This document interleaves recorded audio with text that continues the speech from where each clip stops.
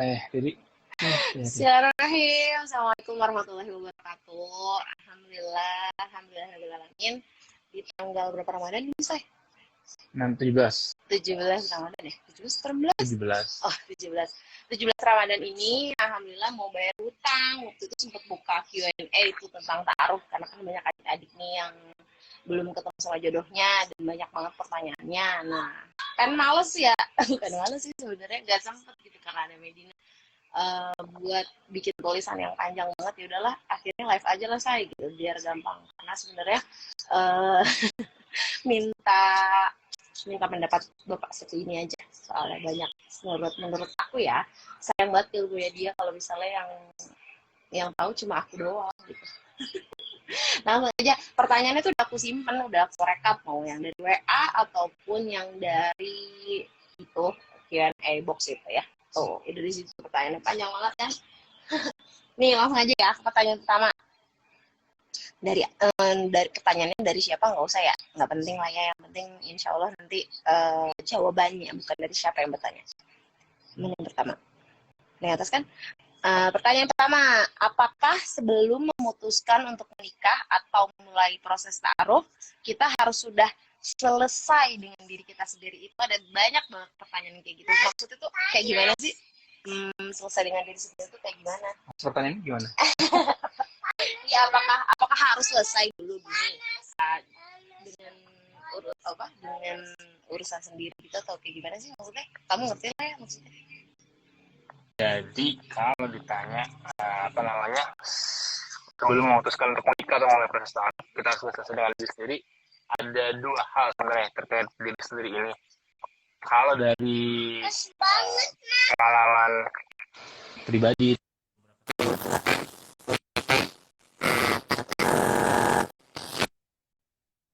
jadi ini memang hal yang penting ya, hal yang menjadi hal utama, karena biasanya mereka yang ketika memasuki masa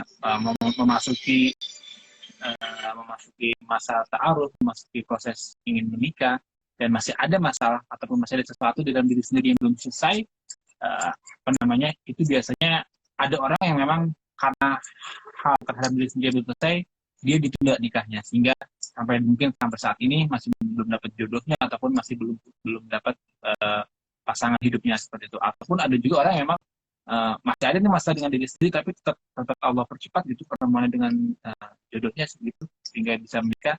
Tapi biasanya orang yang masih ada masalah dalam dirinya itu dan bisa pas menikah, ini di awal-awal pernikahan pasti sudah ada ujian ya, sudah ada semacam tantangan, yang sudah ada semacam masalah atau EPR atau trouble. Nah, masalah dalam diri sendiri ini kayak gimana sih contohnya? Karena beberapa orang ada yang menikah itu gara-gara di rumah mah udah bosan berantem mulu sama orang tuanya, ataupun ya umur dan sebagainya, kerja umur dan sebagainya.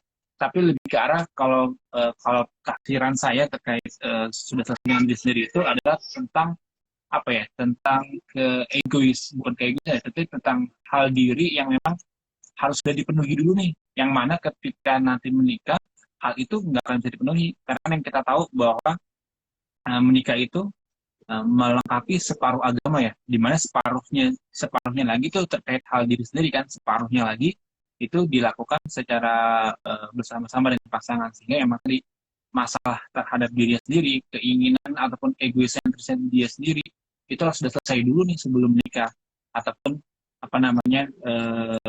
ya ketika misalkan tadi ada masalah dengan orang tuanya yang ingin nikah supaya bisa faktor X dari diri sendiri.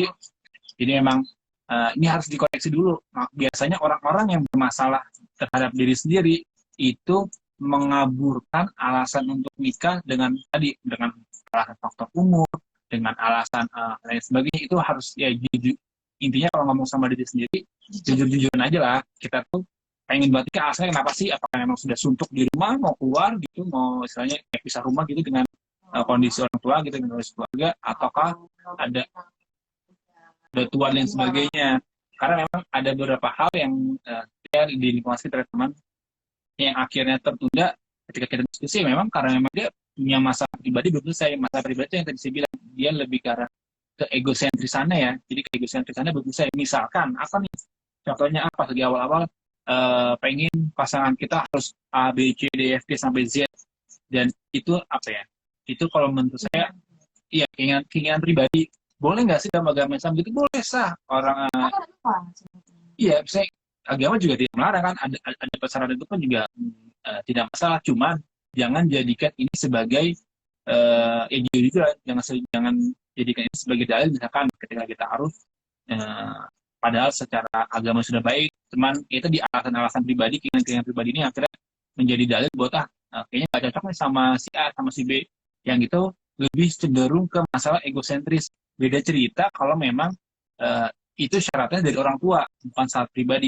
Ini udah apa ya? Udah konteksnya sudah beda. Karena kalau ini sebagai syarat orang tua, ini udah jadi apa ya? Udah jadi masalahnya udah bukan masalah harus selesai dengan diri sendiri ya. Tapi karena memang pernikahan itu bukan cuma nikahin menggabungkan dua orang aja, tapi juga dua keluarga besar ya.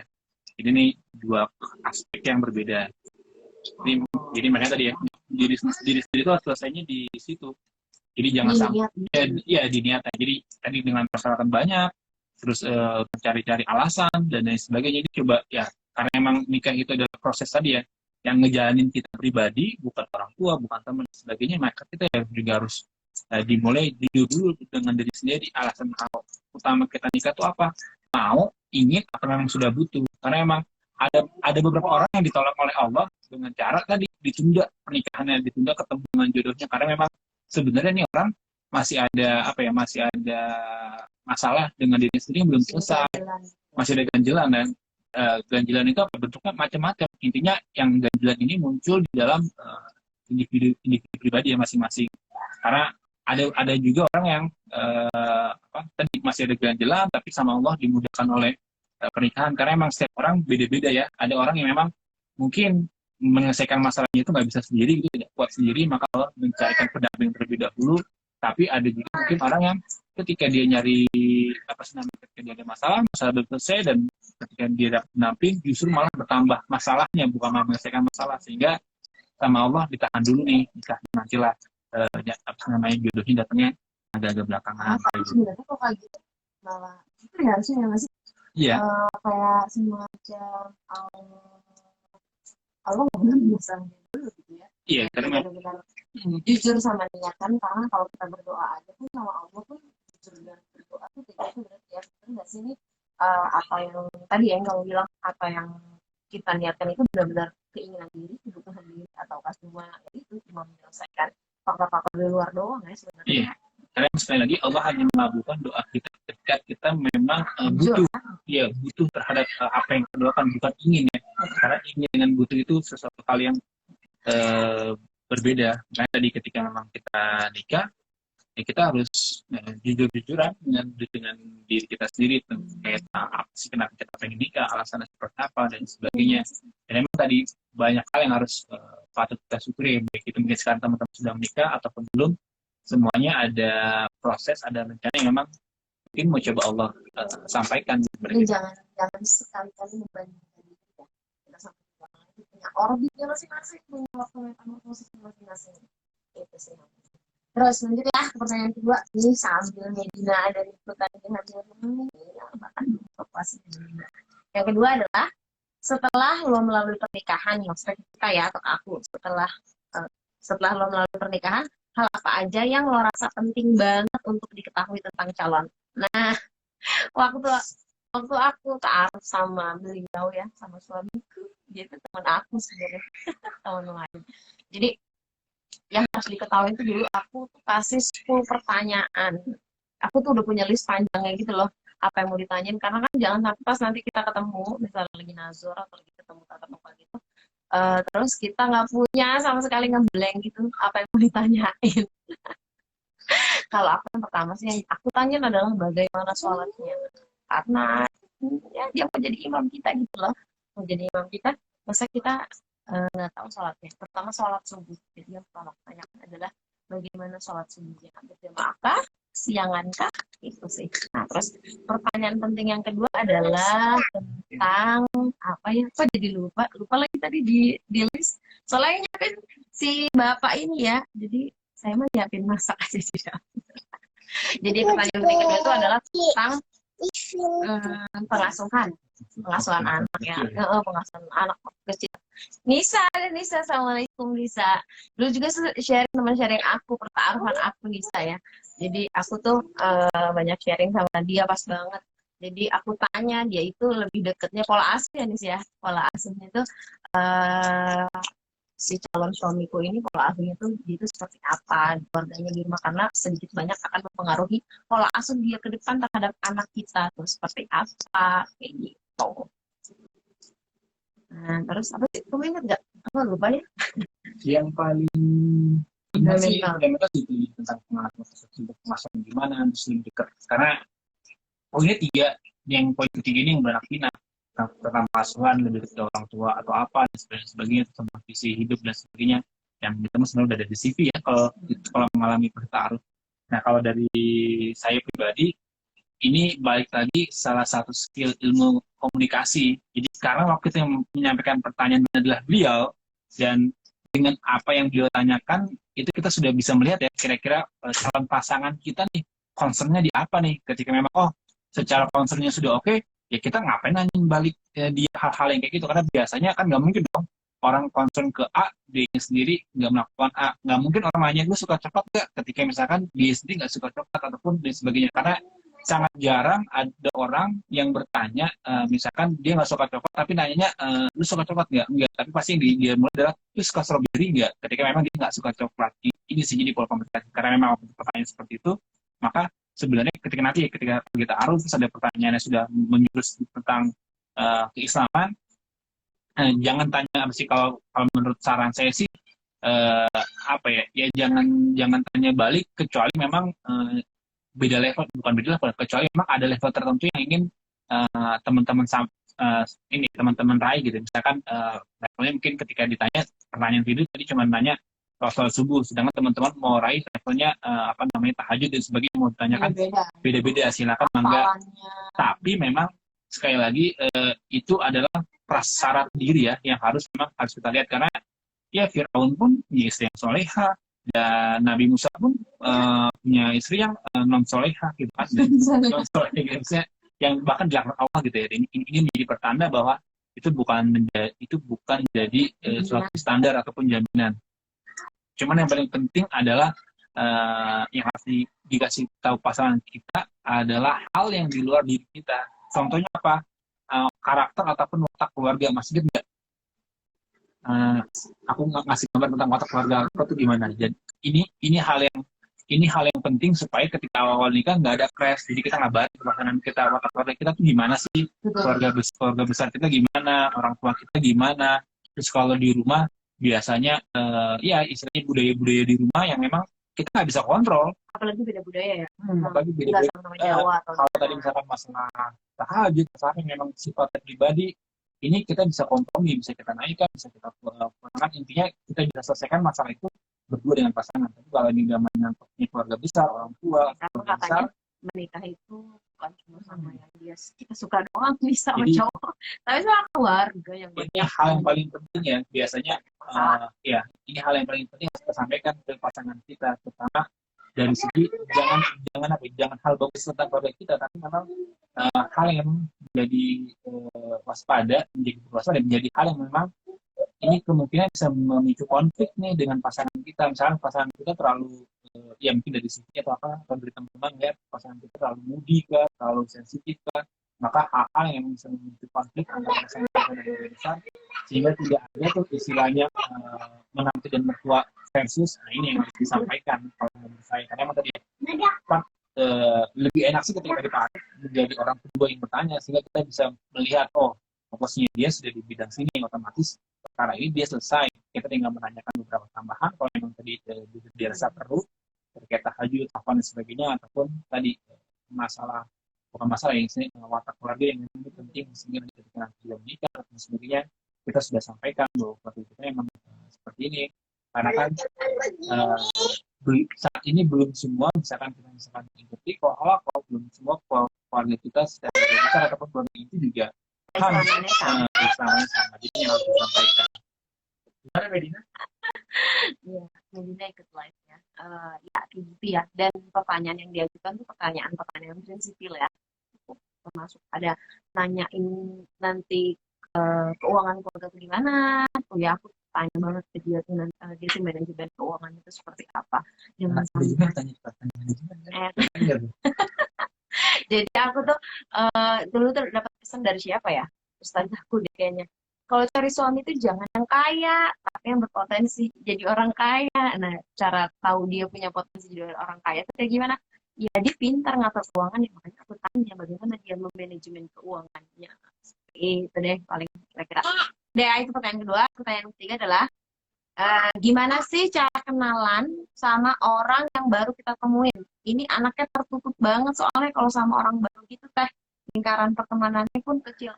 Oh, jadi bukan taruh atau kenalan sama orang tapi yang tertutup gitu ya, pendiam. Udah mau ditanya ini itu jawabnya tetap A. Ditanya A jawabnya A gitu ya maksud. tidak memancing pertanyaan berikutnya Iya, gitu betul betul jawabannya. betul. Itu udah memancing pertanyaan berikutnya. Itu kan kayak jadi kaku banget gitu nggak sih? Halo Mama. Ya seperti itu. Ngerti kan pertanyaan? Paham. Paham ya? Jawab juga. Mau jawab nggak? Ini kan biasanya kalau perempuan kan harus jawabannya Ya harus itu kan, makanya itu juga bingung tahu kalau ketemu sama orang udah sama kita ngobrolin kan. Kayak aku nih misal ekstrovert ngomong mulu bawaannya, terus ketemu sama orang yang, hah gimana sih itu ditanya itu doang, nggak penasaran apa sama gue gitu maksudnya. kalau ini kalau waktu itu ya kalau salah terkait gimana nah, anaknya tertutup banget soalnya kalau sama orang baru kalau saya pribadi ketika pas awal tahu mungkin beda ya dengan teman ya karena teman kan ya tadi ya soal BTW dia ini taruhnya udah berkali-kali, kalau saya mah cuma sama dia doang jadi dia udah lebih pengalaman. jadi apa karena kalau laki-laki dan perempuan sedikit berbeda ya kalau perempuan kan dia lebih biasanya taruh lebih apa ya lebih mengulik soal kepribadian pasangan lebih mengulik apa namanya soal kepribadian pasangan karena memang secara naluriah perempuan itu lebih sensor terhadap rasanya lebih tinggi dibanding laki-laki dan kalau yang saya lakukan ketika itu saya ketika taruh sama sekali nggak pernah baca CV sebelum orang tua yang baca itu alasannya apa karena memang saya khawatir ada sebuah justifikasi pribadi ataupun penilaian pribadi ataupun muncul syarat-syarat tiba-tiba pribadi yang seolah-olah ingin membenarkan bahwa gue nggak suka sama orang ini, gue nggak mau sama orang ini. Jadi apa sih ingin meminimalisasi ketika dapat proposal ya langsung sudah karena proposal pun ketika sampai ke tangan saya rasa itu sudah melalui beberapa proses yang dianggap bahwa proposal ini sudah layak nih dikasih atau mungkin cocok nih dikasih oleh saya gitu sehingga saya nggak mau lagi apa yang membaca ketika itu proposal saya terima saya langsung kasih ke orang tua dan nanti apa namanya setiap kali orang tua bertanya yakin deh ketika proposal itu kita kasih ya lebih dari kita kasih ke orang tua mata tajam mata orang tua itu keluar dan itu kita jadi apa ya jadi bahasanya kita disitu jadi bersiap untuk berpikir positif dan mereka karena ketika kita membaca dulu proposal baru kita pasti sudah mulai berpikir yang baca ini orang nanti gimana jadi kan ada pertanyaan-pertanyaan asumsi-asumsi yang cenderungan negatif ketika nanti diserang orang tua bikin asumsi negatif lagi hancur dan punya lah itu si proposal pasti bakal tertolak makanya ketika itu saya lebih milih kasih dulu ke orang tua pasti ngasih asumsi negatif saya akan counter dengan asumsi positif sisanya udah ketika emang orang tua nggak seret ketika orang tua nggak seret ya itu udah dilanjutkan tanpa saya perlu tahu detail si orangnya dan pun andai kata ini orang tertutup banget kita nggak tahu dan sebagainya maka kuncinya cuma satu yang maha membuka dan swipe out itu kan Allah ya tinggal benar bawa ke doa bawa ke sholat tahajud sholat hajat mungkin ya kurang supaya Allah menunjukkan nih karakter seorang itu seperti apa karena memang beberapa kejadian ada yang memang nggak sengaja terbongkar ya ketika pertemuan ta'aruf terus pertemuan ta'aruf terus pas lagi prosesi ta'arufnya ternyata ada orang masuk yang lewat sehingga akhirnya batal itu si ta'arufnya bahkan ketika ta'arufnya banyak menjibet ketika nikah kita baru tahu bahwa pasangan kita itu lesbian atau gay juga itu ada kejadian yang kayak gitu makanya untuk ini ya kita benar-benar apa ya sedetektifnya kita nggak mungkin bisa paham tahu betul orang yang mau kita nikahi kecuali Allah ya. Bahkan orang tuanya pun teman-temannya saya rasa nggak ada yang tahu, makanya juga ya tradisi dan sebagainya. Kalau ketika itu saya lakukan kayak gitu, saya nggak mau ada penilaian justifikasi diri saya yang membuat saat ini gagal. Sebenarnya saya kasih ke orang tua saya ketika itu beberapa kali gagal. Ini yang lucu, karena waktu itu ada yang ngasih, pas awal ngasih habis nyari guru ngajinya begitu yakin ini insya Allah kita bakal set dapat jawaban dari saya, set, insya Allah maju gitu. Abdul Ustad kalau mau menurut Ustad yakin maju go ahead, kalau enggak ya enggak. Justru malah ketika saya kembalikan lagi proposalnya, Ustad malah kayaknya nggak jadi deh. nggak jadi deh. Saya kasih sama kamu gini sampai akhirnya apa namanya, sampai akhirnya ke recall lagi karena orang yang nawarin tersebut ini kan kayak perantara ngomong sama saya, kamu belum ngasih jawaban ya ke Ustadz kamu. Saya kan kaget kenapa kita belum ngasih, udah bahkan udah ngasih. Nah terus pas apa namanya, pas setelah itu saya ingatkan lagi ke ke si Ustadznya kan, dia bilang Yang ini gimana Ustaz? Gitu iya ya. yang ini belum ngasih ke Ustadz. Ustadznya ketika itu jawabannya Jadi itu tadi ya. jawabannya itu Ada yang nggak iya cocok tadi ya. saya kasih nabi sama kamu ini gue selanjutnya pas awal dia yakin gitu ya. Akhirnya itu, tapi anehnya minggu berikutnya ketika pengajian pekanan Kecil hati. itu dia ngomong lagi, saya nggak bersalah sebenarnya, jodoh itu kan Allah yang ngatur ya. Kenapa saya kemarin kok ngatur seolah-olah bilang si ini nggak cocok sama kamu, padahal Nabi Muhammad sama si Khadijah aja sisi usianya jauh. Karena emang itu proposal yang masuk secara pribadi bagus, hanya saja emang secara usia terpaut 5 tahun, kalau nggak salah, atau 6 tahun Lebih tua dibandingkan saya. Jadi bayangkan itu hal yang Allah bolak-balikan kan ya. Jadi bahasanya benar-benar Allah bolak-balikan, dari awalnya pas ngasih ustadznya sepakat bahwa ini pasangan ini cocok, pas dikasih jawaban dia merasa ini nggak cocok, dan ustadz sudah ngasih jawaban ke guru ngaji yang pihak perempuannya, lalu minggu depannya ustadznya berubah lagi bilang kok saya bisa-bisanya saya menghakimi, saya bilang bahwa dia nggak cocok, padahal kan saya bukan Allah yang saya bukan bahasanya ya dia merasa apa yang dilakukan minggu lalu itu sebagai sebuah kesalahan yang nggak sepatutnya dia menghakimi menjustifikasi ini tidak cocok dengan B, karena sebenarnya cocok kalau tidak cocok itu urusan Allah. Jadi itu baru tahap ngasih proposal ya, belum sampai tahap lebih lanjut ngomong, bertanya, bertemu itu belum sampai tahap itu aja sudah boleh dibilang berarti sudah persepsi alam ya. Jadi karena emang ketika proposal datang saya nggak mau membuka cuma 5 doang, karena saya nggak mau ngeliat fotonya, saya nggak mau ngeliat si proposalnya, terkait tadi ketakutan bahwa nanti akan ada justifikasi pribadi yang mengotori niatnya taruh. Jadi benar-benar sama saya tuh nggak saya dapat, saya langsung saya sholat dan nggak saya kasih ke orang tua, dan ya itu mengalir karena percaya bahwa kalau emang jodoh itu sudah ditakdirkan. Karena ya boleh dibilang gue juga waktu itu jodohin sama temennya dia sebelum kita menikah. Karena aku prinsipnya ya bantuin orang lain lah, banyak-banyak nanti kita dibantu semua. Gitu ya. Ini tadi salah satu kayak gini emang tinggal di bawah sholat aja sih, horor sama aja itu memang. Yang penting kita udah tanya ya, udah berusaha membangun komunikasi. Ya, jadi jangan salah ya, mungkin 29 taruh nih temennya dia beberapa juga bisa juga ada di sekarang bahwa pas taruh sudah baca pertanyaannya, sudah banyak persyaratan yang nggak menjamin nggak diketahui.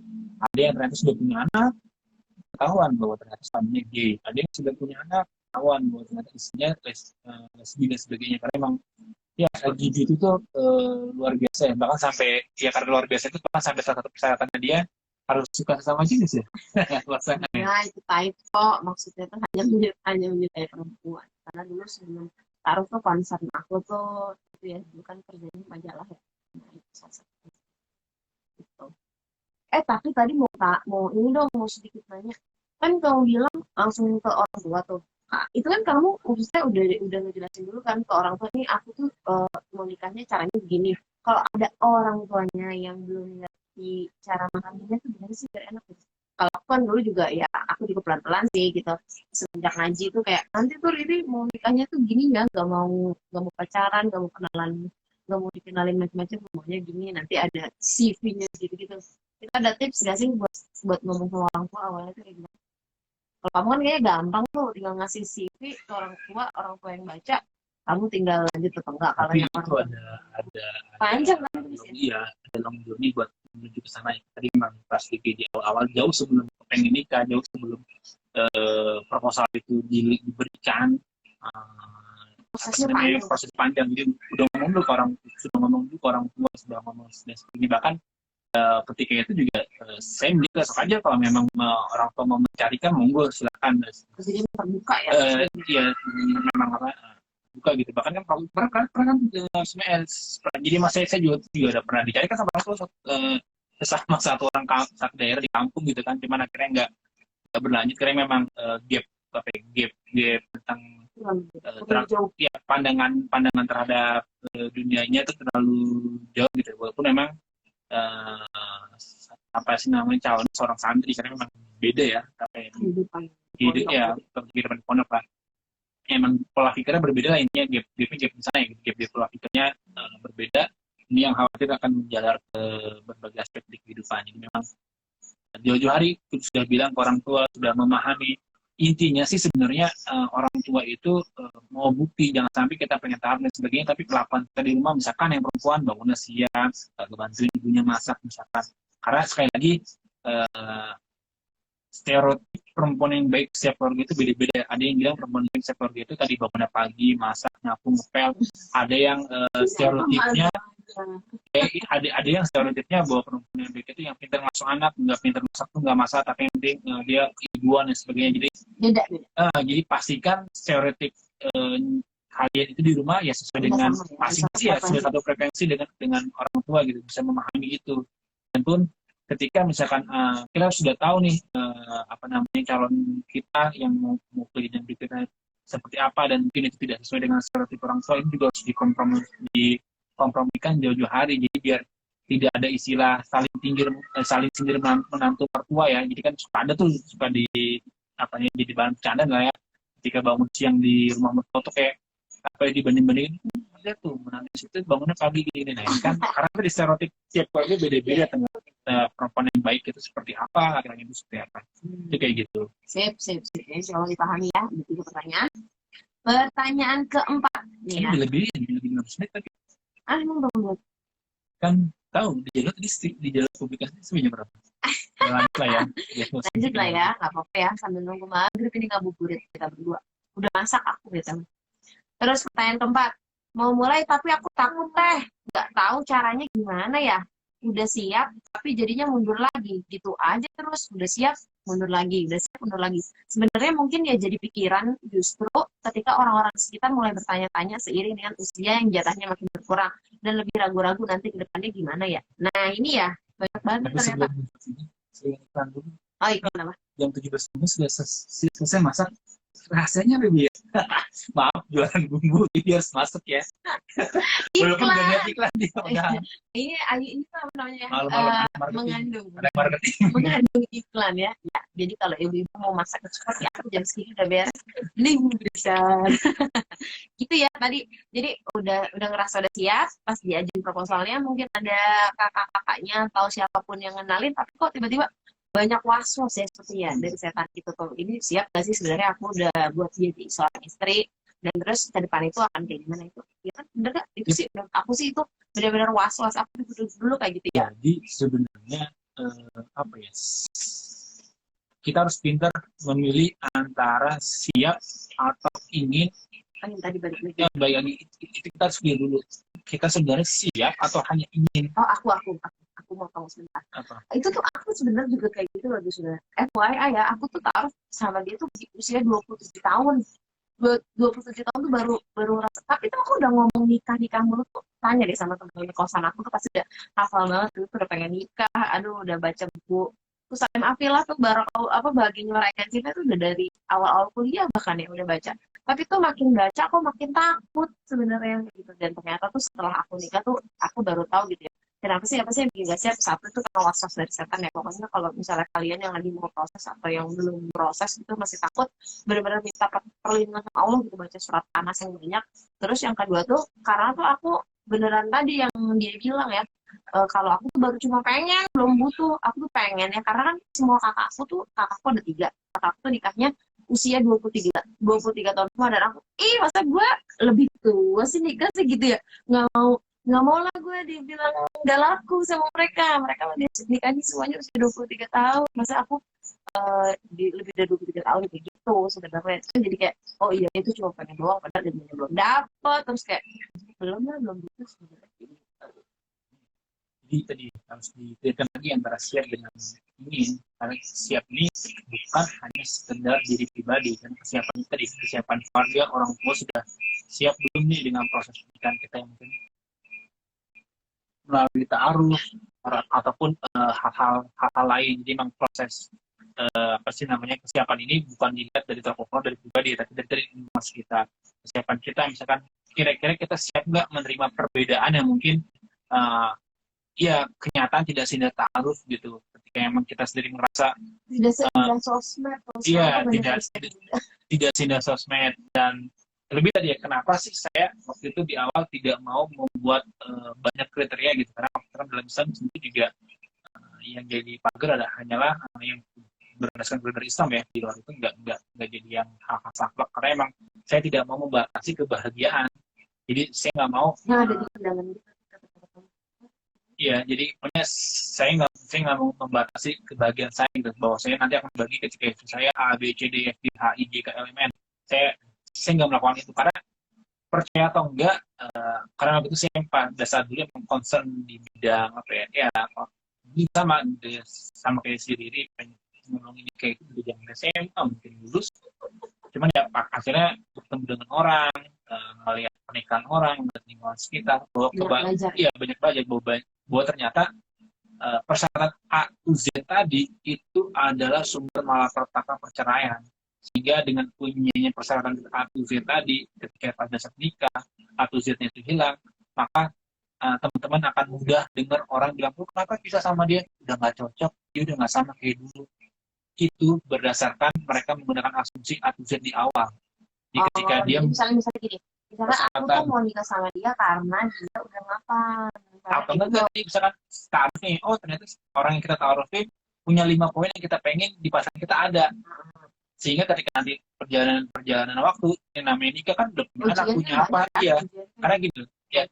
Coba gini, ketika sudah nikah, ibadah-ibadahnya kira-kira kendor apa makin kencang? Kendor karena punya anak kan? Karena kendor karena ada kendornya itu bukan berarti berkurang, kendornya itu karena kita punya tanggung jawab lain, iya, punya amal ibadah lain, nambah amanah. Dan kebayangkan istilahnya ketika kita hanya berfokus pada ini, terus ketika nikah ada tanggung jawab tambahan, waktu yang terkikis dan sebagainya, semakin banyak anak semakin banyak tanggung jawab, ini hilang, maka kita nanti bisa dengan mudah bilang, dia sudah nggak sama dengan seperti dulu lagi ya, mungkin kita sudah nggak cocok, karena buat saya pasangan yang cocok itu yang punya A to Z yang sudah saya pesankan di awal. Kalau misalnya C sama D hilang, jadinya kayak kurang kebahagiaan. Iya, dan kurang jadi kurang kebahagiaan. Jadi yang diingatnya, kok dia udah nggak C lagi ya, kok dia udah nggak D lagi ya, karena ada syarat yang hilang. Karena segala sesuatu yang bersyarat apa yang mesti itu kayaknya tuh bikin capek sendiri. Karena syarat itu kan sebuah keharusan kan. Karena pas lagi nikah pun syaratnya pas satu. Lihat gue yakin gak sama gue, kalau yakin jalan, kalau nggak yakin udah tinggalin. Gak ada jadi persyaratan macam-macam. Dia harus A B C D F itu gak ada. Makanya pas ketika dia nanya kayak gitu kan, menurut gue udah case close. Gue langsung bilang apa sih namanya, persyaratan gue ya gitu aja. Lu yakin gak? Kalau ketika lu yakin, baru nanti pasti tahapan berikutnya gue jelasin tuh tentang keluarga gue seperti apa ya, keyakinan keluarganya seperti keluarga taksik, keluarga itu seperti apa dan sebagainya. Memang kalau banyak was-was ya itu aja gitu ya. Jadi memang semakin banyak persyaratan biasanya kan semakin banyak was-was. Rata-rata sih kalau coba aja kalau apa ya, buat teman-teman yang belum menikah mau belajar menikah, datang di kalian agama itu banyak banget terkait alasan. Iya, karena misalnya benar, karena kalau misalnya alasan bahagia itu karena ekonomi yang udah mapan, ternyata banyak tuh para artis yang juga bercerai mereka padahal ekonominya udah jadi orang kaya gitu, tentu karena memang gitu. Jadi persyaratan ini namanya juga syarat samanya kayak tidak makan makanan deh. Ya, rukun Islam, syarat masuk Islam kan 5 tuh. Kalau 5 nggak terpenuhi nggak Islam kan? Ya. Wajib syarat sah ya. Saya kan syarat jadi mana apa ya, ketika nikah pun dulu tuh punya dulu pas lagi awal bang Syaratnya dokter guys. enggak. Iya pas awal syaratnya dokter karena emang punya cita-cita di sana, punya cita-cita pengen bikin apa ya, pengen bikin Rumah sakit akses kesehatan. ya ini pengen Di bisnis, bidang kesehatan. pengen punya dampak di bidang kesehatan. Cuman akhirnya tadi kan akhirnya waktu itu kalau saya ketika itu menyelesaikan diri sendiri itu dengan bertafakur alamnya naik gunung Rinjani waktu itu. Di sana yang makanya belum bertafakur alam sebenarnya niat nikah tuh mau ngapain sebagainya. Ketika misalkan saya punya cita-cita A waktu itu kepikir kan emang benar tujuan penciptaan gue itu dalam untuk cita-cita A ini. Pede banget ya. Kayak Kayak semacam duluin takdir gitu. Iya, sehingga waktu itu udah dijamblang ya Allah, saya punya plan A B C D E F G A sampai Z nih, punya plan A sampai Z. Terserah engkau lah mau mulai dari huruf mana dulu nih.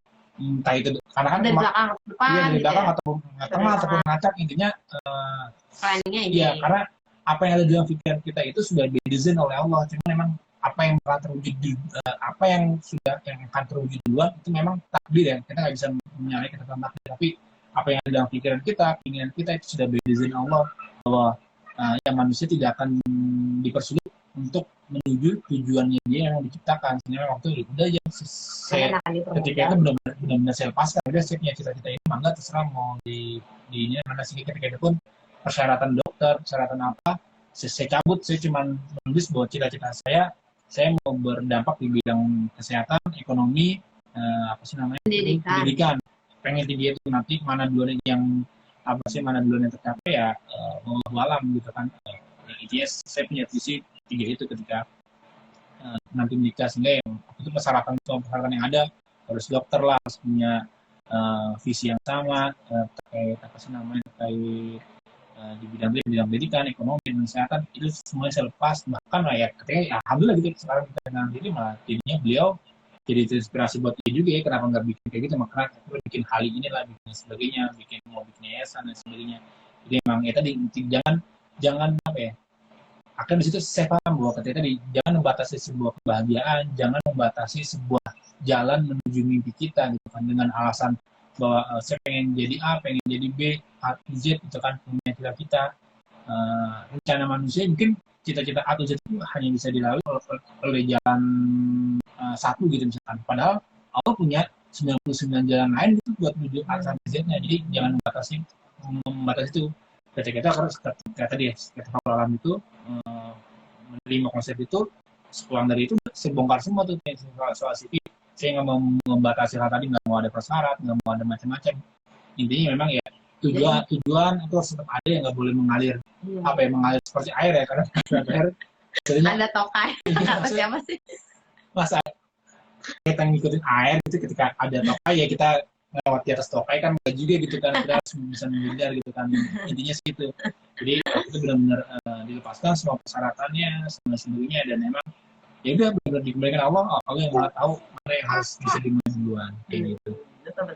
Jadi ketika misalkan jadi maju mundur, apalagi ini sebenarnya kalau dari segi data, mungkin anak psikologi sama komunikasi bisa membantu ya. Ini kalimat pertanyaan ini bisa dianalisis sebenarnya. Jadi ini kalimatnya mau mulai tapi takut, nggak tahu caranya gimana, udah siap tapi jadi mundur lagi, gitu aja terus. Sebenarnya mungkin yang jadi pikiran justru ketika orang-orang di sekitar mulai bertanya-tanya seiring dengan usia yang jatahnya makin berkurang dan lebih keragu-ragu nanti ke depannya gimana ya. Ini kan bisa dilihat ya, sebenarnya itu dia nikah karena dikejar-kejar orang, bukan umur, orang.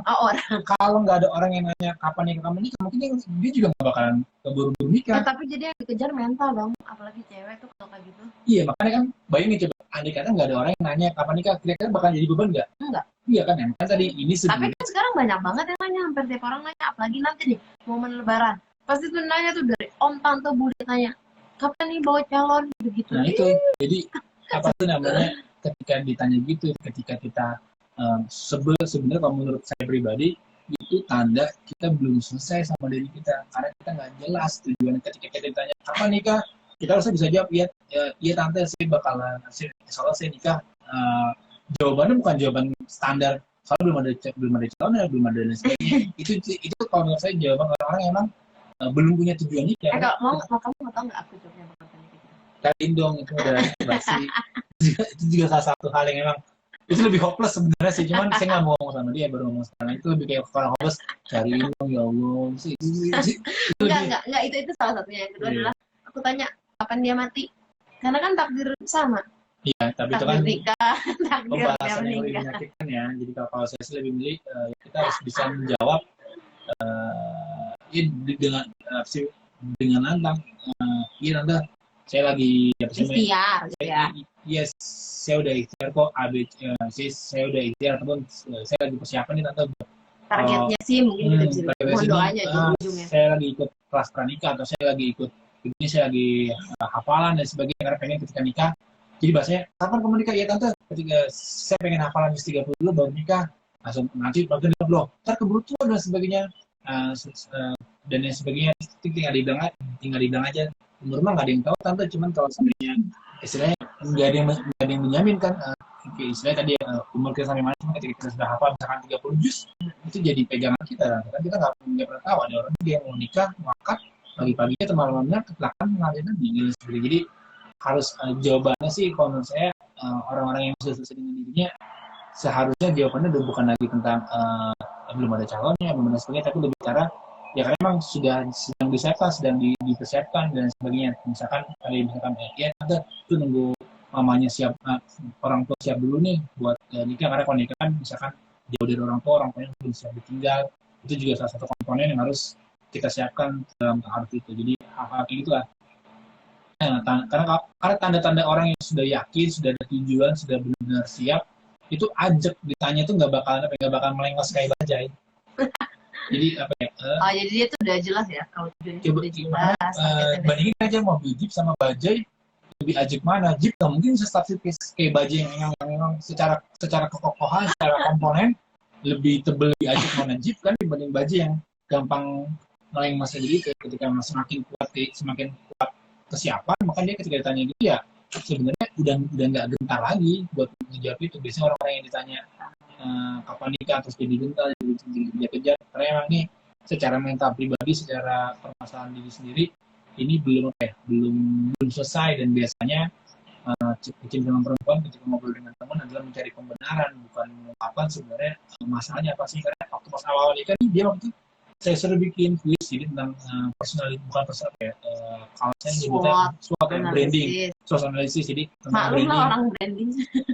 Jadi tentang pribadi, tujuan hidup kita apa tuh sebenarnya Allah tuh mau menuju kemana. Bahkan dia waktu itu dulu resign jadi guru pun gara-gara setelah SWOT itu. Dan dia waktu nyuruh saya bikin apa sih seminarnya ya soal SWOT itu ya. Jadi dia pun nggak berani resign pas dia ngeliat SWOT dan sebagainya. Memang dunia dia bukan di situ. Akhirnya dia baru menyadari ketika dibikin SWOT-nya, dibikin analisis kepribadiannya. Makanya kata Allah juga kan, barang siapa yang mengenal dirinya maka dia akan mengenal Allah. Dan hadis Ustaz. Jadi pas dia selesai, pas dia ngajar dia baru iya juga ternyata passion gue di sini di bidang ngajar. Dan yang hal itu yang emang gak diketahui padahal itu butuh bantuan orang lain. Iya betul. Itu butuh bantuan orang lain dan karena emang itu butuh sebuah kepekaan dalam mentakaburi setiap detail kehidupan. Karena emang waktu ditanya memang belum detail banget waktu itu. Aku ditanya dari TK. Jadi dari TK segala sesuatu yang masih diingat oleh pikiran kita, kejadian kita di waktu kecil yang bisa kita ingat, pasti masih ada yang terkait. Itu sebenarnya message buat kita, bahwa tujuan penciptaan lo ini loh. Jadi connecting the dot lah istilahnya. Jadi titik-titik kita ya, jadi momen-momen yang nggak pernah terlupakan di dalam ingatan kita itu adalah sebenarnya titik-titik kan yang Allah tunjukkan bahwa lu tuh sebenarnya tuh mau Allah mudahkan buat apa?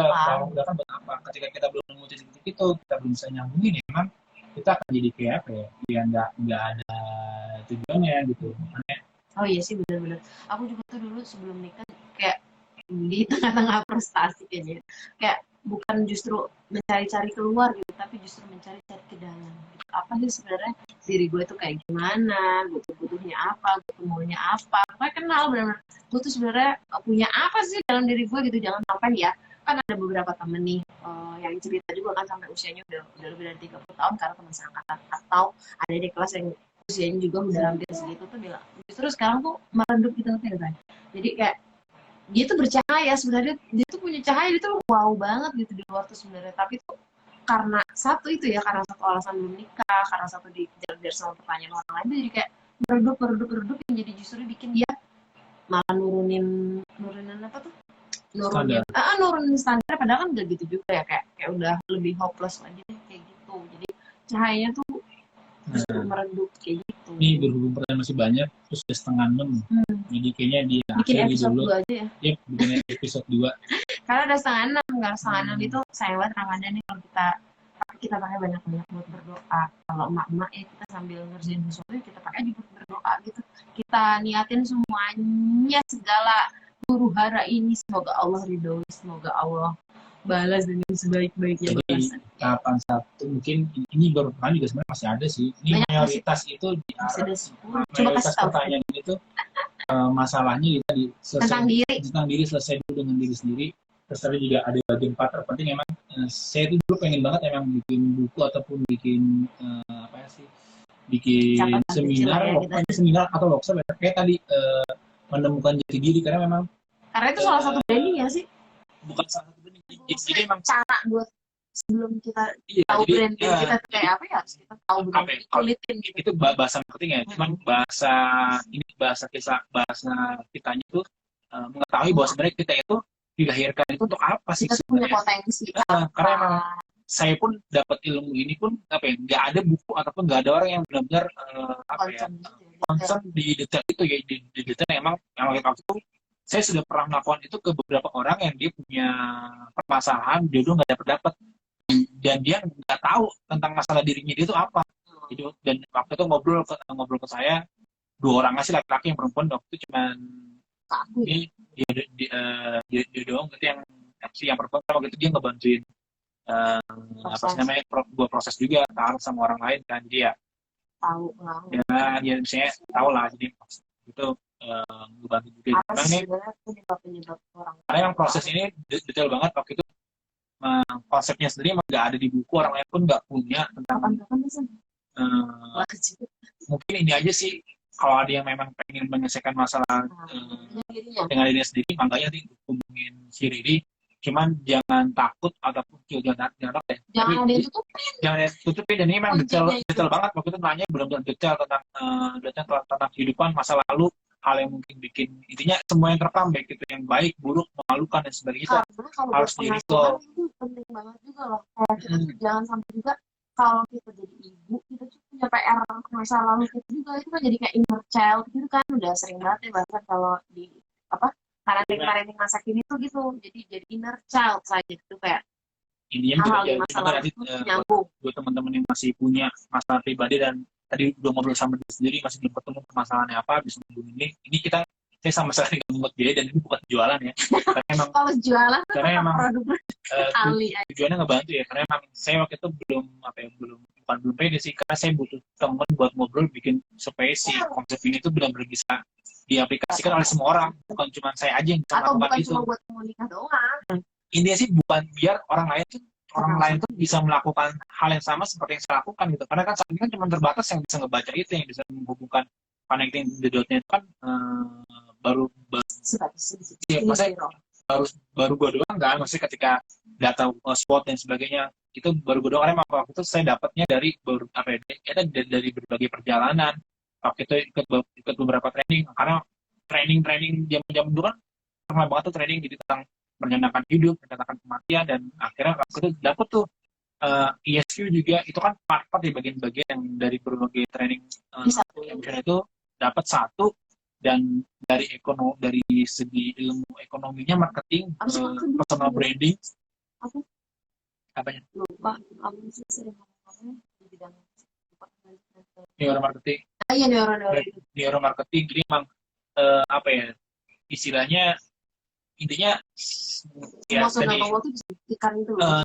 Semua itu bisa dibuktikan. Jadi dari mulai berbagai seminar tadi, terus akumulasi pengetahuan ilmu di bidang marketingnya, terus juga di bidang psikologi, neuroscience, dan keagamaan, dan akhirnya tadi dibentuk sebuah konsep tadi tentang menemukan sebuah jati diri itu seperti apa. Sebenarnya awal tuh pengen kita tuh kayak gimana, karena emang dari beberapa orang yang saya terapkan hal itu, mereka mengakui dan ya mereka ya tadi ada beberapa yang tadi dia sampai ekstrim istilahnya mundur dari kerjaan, terus terima jadi guru yang gajinya itu 1,2. 1,2 juta yang jauh di bawah UMR. Cuman ya happy gitu, ngejalaninnya happy. Jadi